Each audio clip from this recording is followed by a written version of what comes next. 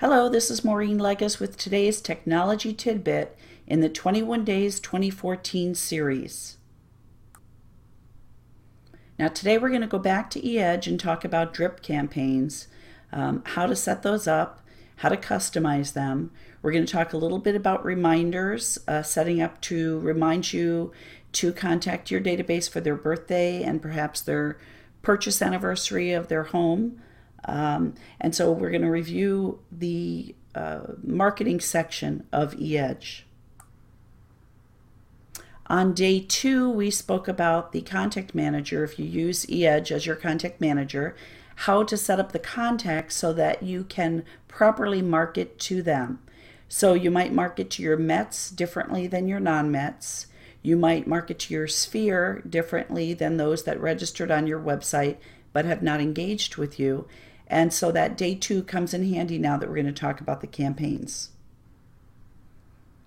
Okay, so we're back here on the demo account, MyKW. You sign into MyKW, and on your eEdge control panel, the My Marketing field has a little plus sign box, which when you click, opens the other options.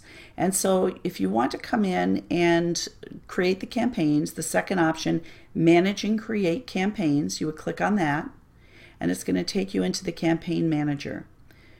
Now with eEdge, you have to set up the campaigns ahead of time. You can then have them ready and available as clients come in, so you can assign them individually to the campaign.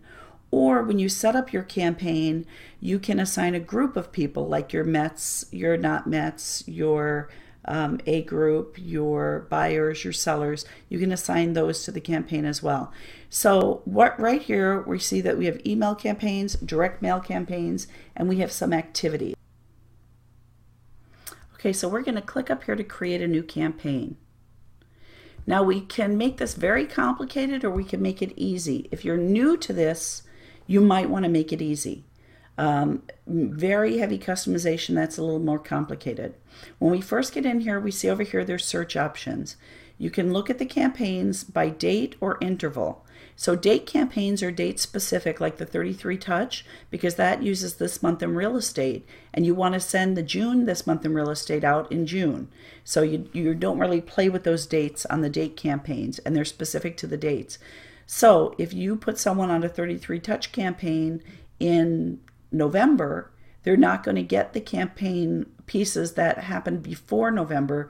They'll get everything from November till after family reunion, when it restarts again for the next year. The interval campaigns just start up at the time you put somebody on them.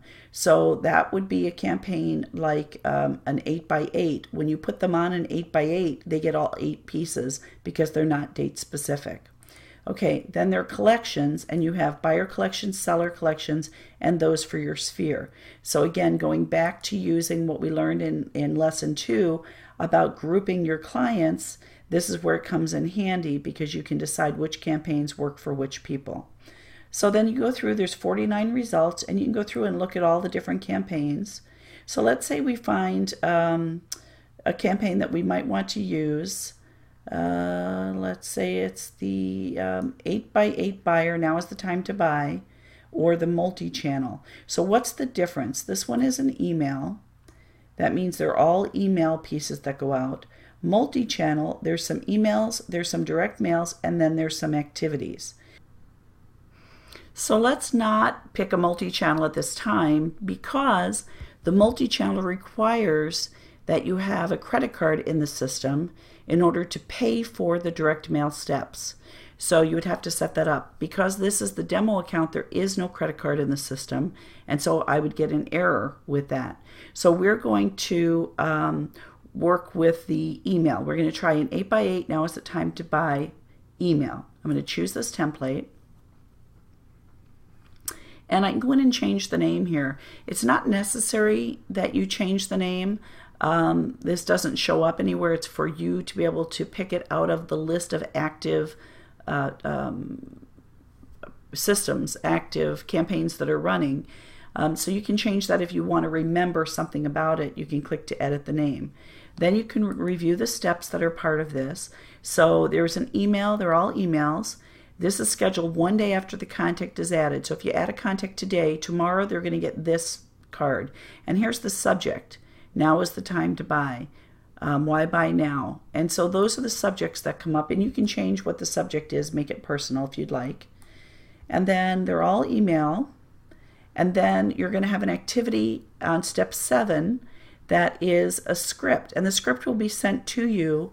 You'll be able to see that as an activity that comes up on your reminders, and you can read from this script. We're going to talk about reminders in a second. But you can read from the script when you contact the client on 7, which is 7 days after step 6. So it's a little bit out there. Okay, and then you're going to have step 8, which is this postcard. And then step 9 is going to be a reminder sent to you that this campaign has come to an end. And you're going to get a list of whoever you had on the campaign that this terminated for. You're going to get that list so you can go put those people on another campaign. All right, so you can save and continue if you made any changes. I'm going to cancel because I didn't make any changes. You can add or remove your contacts next. And so here are all the contacts that you have, eligible contacts. You can add them individually or by group. So when we talked about that in session 2 about your grouping your database, let's say you're sending this to all of your well, actually, I might not send it to my A clients because I'm already in relationship with them. I might send it to my B and C clients because I'm not in relationship with them yet, and I'm trying to get them, the 8x8, trying to get them to build a relationship with me. So I have that set up for those clients, and I'm going to add all eligible clients, and right now that's the only client I have in the B or C category, again because it's the demo account. And then I'm going to save that. And then the last step is to review and activate. So I'm going to click that I reviewed it. You can also have a link put on there for them to see the showcase properties on all the email steps. You can click to have that if you like. Then you click to activate the campaign. And now you have 2 campaigns that are active. And you can go through and create activate any campaign in the system that you might want to use. So where do we get these, where do we find these when a new client registers and we want to add them to a campaign? Okay, so we're going to go back to our contacts. I'm going to go to all my contacts, and I'm going to click on the first one, Annie, Ann Agent, and I'm going to come down here to the section at the bottom that says campaigns. If it doesn't show up, you click Show All, and then you can see the campaigns show up. So I'm going to add the contact to a campaign. When I do that, all of the campaigns that I've activated show up for me to add them. Now, if Annie was already on an 8x8, I'm going to add her to that. If she's already on that, I'm going to close this. When I click to add her to a campaign, the 8x8 doesn't show up again. So it won't let me add her multiple times to a campaign. So it's tracking what campaigns they're added on. And you can add them to an 8x8 and a 33 touch at the same time if you'd like. Those are completely different campaigns. The 8x8 is once a week for 8 weeks, and the 33 touch is going to send them information like this month in real estate. So it would be different, and you can put them on those campaigns. Okay, so now we have some campaigns running all by themselves, getting information to our clients and touching them. The other thing you might want to do is up here in the agent's primary details, you can put their purchase anniversary and their birthday. So let's say their birthday is December 23rd. Put their birthday in there and save it. So now you know what their birthday is and you know what their purchase anniversary is. Well, you can come down to the reminder section. December 23rd is Ann's birthday. I'm going to come down to the reminder section and I'm going to add a reminder. Well, it sends something to me already. On the 23rd, it's going to tell me it's her birthday, and it's going to remind me to call her so that I call and wish her a happy birthday. I can add a new reminder, and I can say, if let's say Ann is one of my A clients and I want to send them a personal note, the 23rd is her birthday. How about the 15th of December? I have a task. It says, send Ann a birthday card. And then I could put birthday is on 12/12. 12/23. That way I don't have to look it up when I'm typing the card. And I save that reminder. So it's going to tell me to send her a card about a week early, and then it's going to remind me to call her on her birthday. The other thing we have is a purchase anniversary. They purchased 3/15 in 2014. So I come down here to the reminders, and I'm going to add a new reminder. And it's going to be a reminder for, and I have to put reminders in the future. I don't go back to their purchase date. I go to the next date, their anniversary date, March 15th of 2015. And this is going to be a task. And I'm going to say, actually, the 15th is our anniversary date. I'm going to do the week before, the 9th. And I'm going to say send a purchase anniversary card to Anne, 1 year anniversary in the house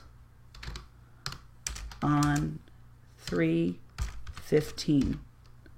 And I'm going to say that. Now let's say you have a team member, these reminders come up, and let's say your admin is responsible for sending these cards. So you could say Sue, and that way the admin's name comes up, and I'm going to show you how that looks. We're going to save that. Oh, one other thing I forgot here. I want to edit it. Click to edit. Let's say that you want all of the tasks to be done in the afternoon. Then I might set that for 1 p.m. and save it. Let's say you want all of the calls. Her birthday is this. You want to edit. Oh, that was a system. That was added by the system, so I can't edit that. I'm going to add a reminder here so I can edit it. On 12/23, I do all my calling in the morning. I do 9 o'clock is the expireds and FSBOs, but at 10 o'clock, I might do my birthday calls, and that's at 10 a.m., and it's going to be a call. And I'm going to say, I want to do that. I don't want to give that to my admin. I want to do that myself. Maureen, call Anne for her birthday. And I save that. So now I have reminders in the system. Where do we see these reminders? Okay, so we're going to go back in, and let's say we just came into my KW for the day. I'm going to look at my dashboard. Your reminders are going to show up on your dashboard. Your new contacts are here. Any unread messages are here. And then upcoming reminders. Well, those reminders are not in the next couple of days, so I might have to search for them just to see them. The reminders here will show you what you need to do right now. So I'm going to click to view all, and I'm going to change the date. I can change what kind of reminders, tasks, phone calls, any website activity, something that was added by the system, any campaigns coming up, any birthdays or any anniversaries. I want to see everything. And I want to see from today through, let's say, I just want to see that I have things set up right through August 1st of next year. Now it's going to show me that I have to contact an agent, send a birthday card on 12/23, and it's going to come up on my reminder on 12/15, and it's a task. Once I complete that, I click the check mark to check the task, and I can delete it from the list of reminders. Then Ann Agent's birthday is December 23rd. That the system added for me as a birthday reminder. And then I said, Maureen, you call Ann on her birthday, and here's her number, and call her on the 23rd. It's a phone call. When I finish that, I check it off and click the X to get rid of it. And then I said, Sue, can you send her a purchase anniversary card on her 1 year? Send it out on the 9th. Her anniversary is the 15th. And that's a task. And once Sue completes that, she checks it off, because Sue, as my admin, is working in my system as well. Okay, so that's it for today. Hope you did well with this, and we'll see you tomorrow.